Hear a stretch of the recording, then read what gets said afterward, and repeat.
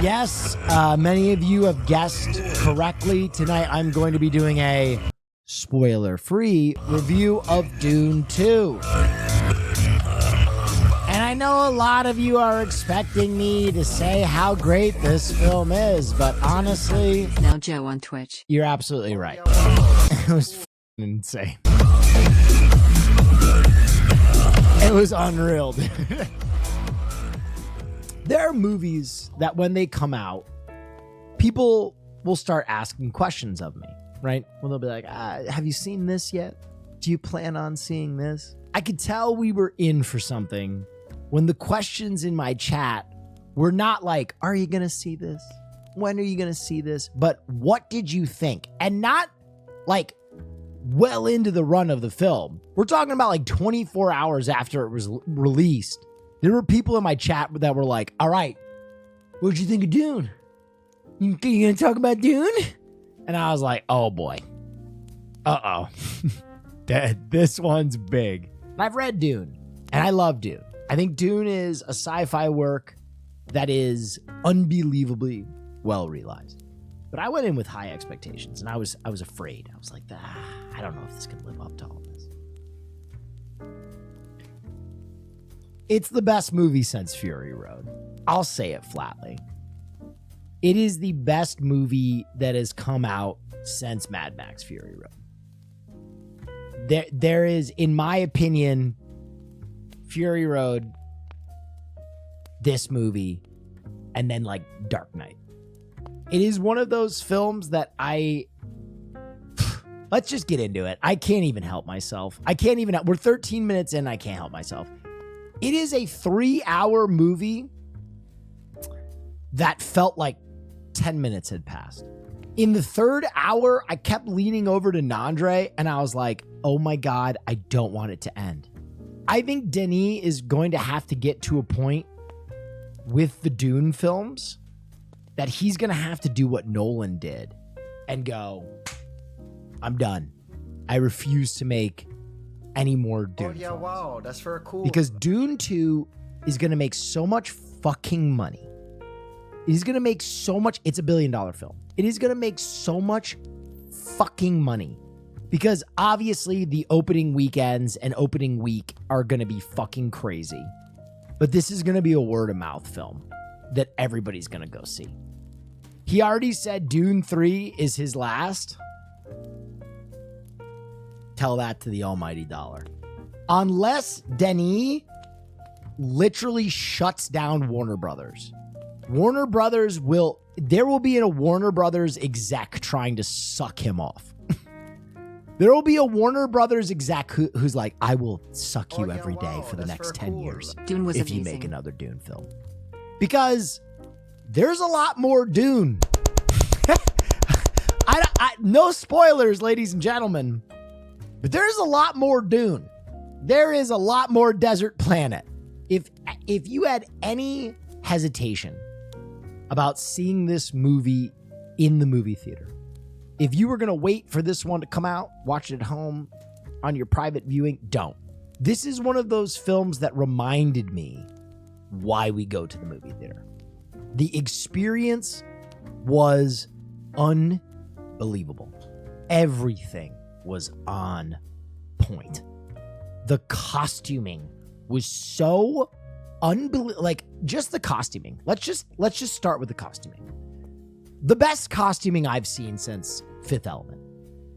Everyone's outfit was unfucking believable. Dude, I will say something that I hope you guys take the right way. The costumes were so unreal that even Florence Pugh, who I think is a fantastic actress, but I've never been like, Florence Pugh is gorgeous. Florence Pugh's costuming was so 10 out of 10 that I was like, that is the most radiant woman I've ever seen in my life. I don't know how you can costume people so well that all of a sudden I'm just like, that is the most great. When she was first cast as the Empress, I was like, I don't know. And then you see her there with this veil and these like insane face ornaments and these form-fitting ethereal chainmail. And I was just like, oh my God, yes. Now, that's what costuming did Pizza's yummy. for someone that I didn't think was a perfect casting. Rebecca Ferguson is a perfect casting, in my opinion. And her costumes were so absurd that look at this. Look at this. What in the what? Unreal. Ethereal. Extra. Extravagant. Beautiful. Beguiling. This is just the costuming. Let's move slow. Let's talk about something that I have a real problem with in modern filmmaking. Sound mixing. The sound design of someone like Nolan worries me. Where a lot of times you can't hear what the characters are saying, and it just kind of turns into like a cacophony rather than like having real motivated sound. The sound in this film is so goddamn fucking crispy. When they use the voice, the voice, if you haven't watched any Dunes, is like a Jedi mind trick. And every time they use the voice in this movie, you will feel it in your heartstrings. It is such a tactful and engaging bit of filmmaking that draws you in to the psychic power of these characters and makes you respect it. Someone gave a good analogy, Fus Roda. It felt like that. Fus Roda, motherfucker. Everything is so beautifully meditated in the sound design, like the thropters, which are like the dragonfly helicopters, sound the way they should. The weapons, the Gatling gun that fires like a spread instead of a line of bullets, has this like, and it's just like, oh my God, they put so much work into this. The acting was unreal. Everyone brought it. I know that there are a lot of Timothy haters out there. There should be far less after this film.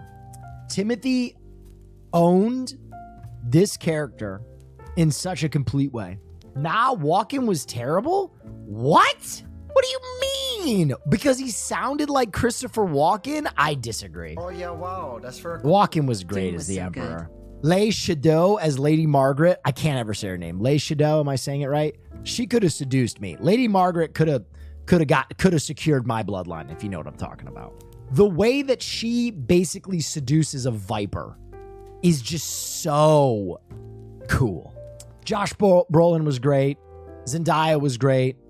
Javier Bardem. Oh my fucking God, Javier Bardem. His best role since No Country. I mean, not even close. Not even close. He probably had the best performance in the film, and I think he should be nominated for Best Supporting Actor because of this role. Unbelievable. Austin Butler was a wonderful villain. I didn't know how Austin Butler would fare as Fade Ralpha, but Fade Ralpha is one of my favorite characters. He's just such a fucking maniac, and a maniac he was. Unfeeling, sadistic, twisted fuck, but also kind of sexy in a bald way. Batista was great. And then the other unbelievable actor in this mix that will not get enough credit because he wasn't in this film as much as he was the first. Skarsgård. Oh my God, Skarsgård. For this well-dried. Skarsgård killed. He sold that character. Dude, you forget how hard it is to sell a space tyrant that floats. Like, that character, I mean, I don't want to, this is not a spoiler, but that little communication between he and Fade Ralpha, between their eyes, where one of them's like, oh, and the other one's like, oh, and the other one's like, oh, and then he's like, happy birthday. Like, that was just like, oh, they're so fucked up. Yeah, wow, that's very cool. They're so fucked up. Part 1 to get Dune 2. I kind of don't want to. Oh yeah, wow. What'd you so say? Cool. Neff. Do I have to watch Dune Part 1 to get Dune? Yes. What? Yes. What? Yes. Dune 1 is the diet that you go on so you can fit into the je peux goûter dress that is Dune 2. You must be invested in the world to earn these moments. This ain't Fast X, okay? You can't just go in there and be like, oh yeah, there's car chases, you'll be family, it'll be all right. No, this is cinema. You have to do the fucking required reading. Stupid question? No, it's not a stupid question. It's not a stupid question because there are a lot of bullshit film franchises that people frequent. Jurassic Park, Fast, a lot of the new Star Wars shit, Marvel, where it doesn't matter. You can just jump in at any point and you can watch your trash and shovel it in your fucking mouth hole, and it's fun. It's a good hamburger. This is not that. This is a sirloin steak. Don't you dare fucking put sauce on it. Lord of the Rings, best film trilogy. We'll see what happens with Dune 3. I'm going to say that definitively. The score was incredible. Absolutely ridiculous. Every time she came in, every time I was like, Dune score when Timothée Chalamet stares into the camera. You cannot keep interrupting. No. I'm having a conversation. No. Walter, I'm right here, baby.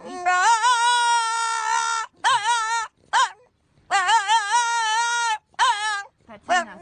Stop embarrassing me again. You're getting me in trouble.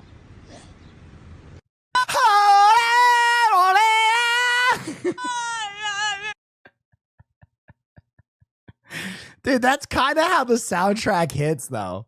They just juice that thing out of nowhere. All of a sudden, you'll get hit with a. This film feels like a new generation of filmmaking. It was such a seamless incorporation of CGI and advanced filmmaking tech that was integrated seamlessly. When I watched the new Avatar, it felt neat. It kind of felt like a tech demo. You know what I mean? Like in the same way that Apple Vision kind of feels like, well, this is a bit goofy, but you can see where it's going in the future. Dune 2 just was like, oh, here we are. This is what is possible. The little details, like the fireworks on Giddy Prime, cool. that instead of being combustion fireworks are liquid fireworks. Oh my God. What a fucking unbelievable detail. And of course, the sun on Giddy Prime is a white light sun, so everything is grayscale. Fuck me up. It's a masterwork. If you haven't seen Dune 2, I highly recommend you see it in theaters. There is no reason not to see it. I mean, this is the level of hype we are at. This is the level of hype we are at. This is a man riding a sandworm. This is a man riding a sandworm around to the movie theater.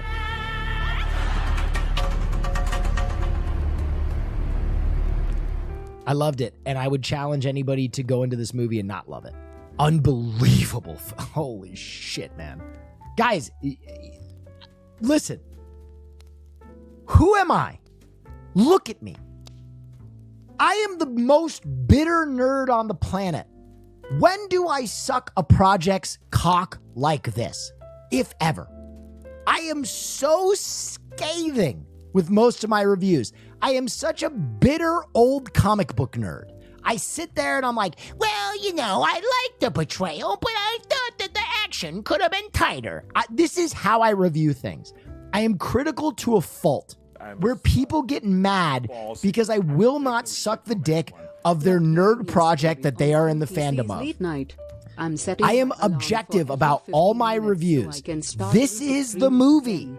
This is the one you were waiting for. This is sci-fi. This is cinema. This is it. Yeah, wow. This is the one. This is the big one. Many months of This is the content. storm. Show This is the wormholes. El Nino. It is a rarity.